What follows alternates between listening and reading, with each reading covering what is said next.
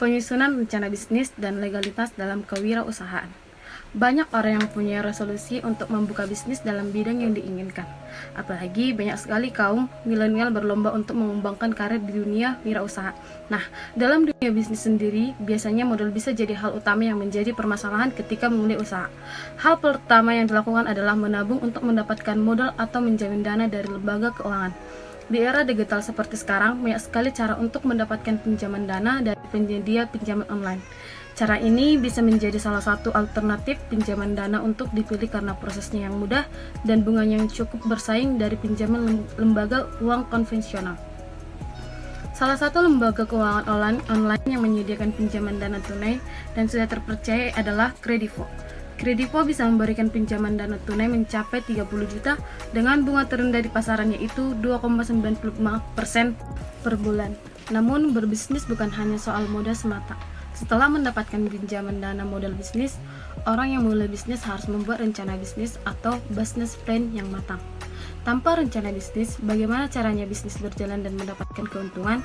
Jika bisnis tak berjalan, bagaimana juga caranya untuk mengembalikan modal yang dipinjam? Tentang pentingnya penyusunan perencanaan bisnis. Ada baiknya mengetahui fungsi dari perencanaan bisnis tersebut.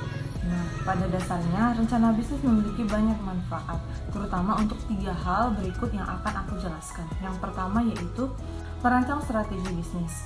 Bila diibaratkan tim sepak bola, kalau sudah memiliki tim yang mumpuni untuk memenangkan suatu pertandingan, maka tim tersebut akan menyusun sebuah strategi untuk mencapai gol yang akan memenangkan suatu pertandingan tersebut.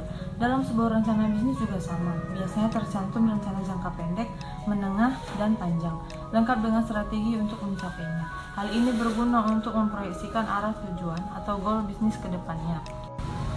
Oke, yang kedua yaitu ada mengukur modal.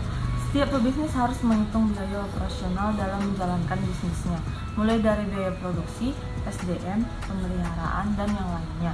Rincian biaya diperlukan dalam sebuah bisnis plan untuk mengantisipasi kerugian yang akan dijual ke calon konsumen. Jadi, sebelum barang tersebut dipasarkan, maka seorang pebisnis harus mengukur modal yang akan dijual kepada calon konsumen, agar dalam proses penentuan harga tidak akan ada kerugian yang akan merugikan kedua belah pihak. Nah, yang terakhir yaitu ada meningkatkan nilai bisnis. Dalam sebuah rencana bisnis, terdapat poin-poin penting yang menunjukkan potensi dari bisnis tersebut, atau yang biasa disebut sebagai unique selling point atau USP.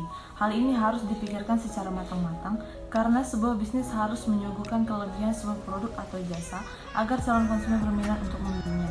Nah, jadi meningkatkan nilai bisnis itu maksudnya, jadi setelah kita memproduksi barang tersebut, kita harus mempromosikannya kepada konsumen agar konsumen lebih mengenali manfaat dan hal yang akan didapat dari barang yang akan kita jual.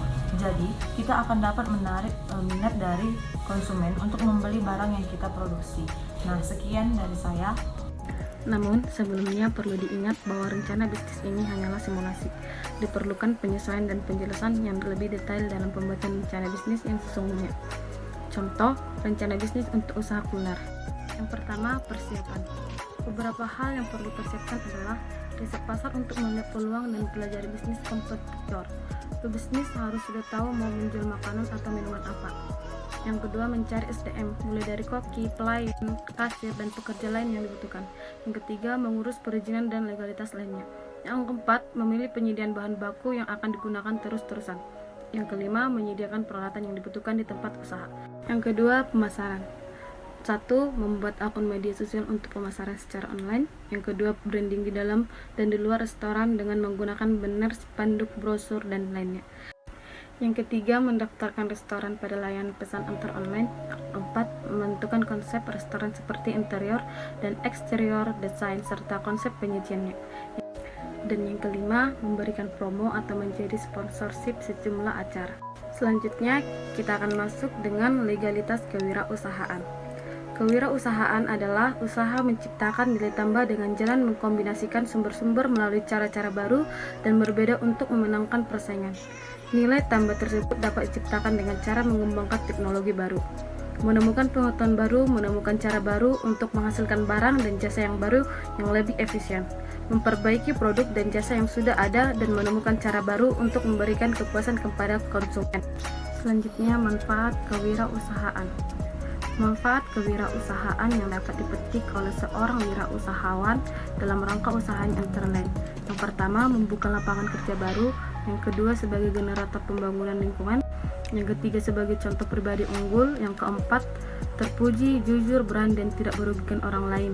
Yang kelima, menghormati hukum dan peraturan yang berlaku. Dan yang ketujuh, memelihara keserasian lingkungan baik dalam pergaulan maupun dalam kepemimpinan. Nah, kegiatan dan manfaat kewirausahaan sejatinya dapat membuat kehidupan menjadi lebih baik. Selanjutnya akan dipaparkan dengan teman saya. Terima kasih. Tujuan kewirausahaan adalah sebagai berikut. 1. Melakukan peningkatan dari jumlah wirausahawan yang memiliki kualitas. 2. Melakukan perwujudan dari ragam kemampuan dan juga kemantapan dari seluruh wirausahawan untuk dapat menghasilkan berbagai macam bentuk dari kemajuan dan juga kesejahteraan dari masyarakat. 3. Melakukan pembudayaan dengan sebuah bentuk dari semangat akan sikap, perilaku, hingga kemampuan dari wirausahawan yang berada di kalangan masyarakat yang dimana akan mampu, handal, dan juga unggul. 4. Melakukan penumbuhan terhadap kesadaran yang dimiliki dan juga orientasi kewirausahaan yang terbilang tangguh dan juga kuat terhadap suatu lingkungan dari masyarakat. Sebagai pembahasan, kewirausahaan atau kewirausahaan adalah sebuah bentuk proses untuk melakukan pengidentifikasian, pengembangan, dan juga membawa berbagai macam bentuk dari visi dan juga misi ke dalam sebuah kehidupan. Visi itu pula akan dapat berbentuk sebagai sebuah ide yang terbilang inovatif, memiliki peluang hingga cara yang dimana terbilang baik dalam melaksanakan sebuah hal.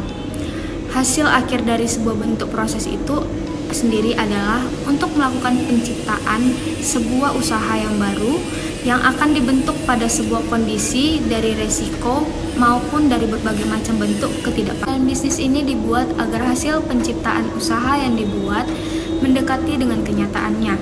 Karena itu, perencanaan bisnis ini dapat dilakukan sebagai pedoman penciptaan usaha. Terima kasih.